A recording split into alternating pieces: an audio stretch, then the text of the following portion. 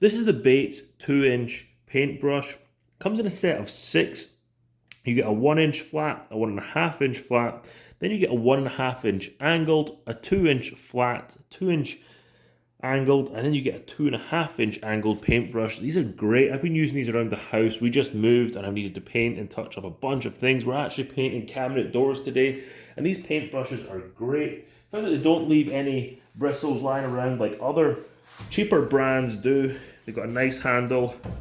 They're really smooth and leaving a really nice finish, especially on these doors here. I've used them to touch up walls. I've used them to touch up furniture. I've even used one to stain furniture, and they work really well. The handle's nice and well sanded, so you're not going to get splinters. You can wash these if you want, so you can use them again. I've done that multiple times with other brushes that I've used. This was a fresh one for this job here, but I will wash this so I can use it again when I need to apply more coats to our doors. So if you're looking for a good set of paintbrushes to have around the home, whether you're going to be staining furniture, painting walls, or painting cabinets like I am here, then this Bates 6-pack is great to have around. You've got plenty of options for different widths depending on what task you're doing around the house.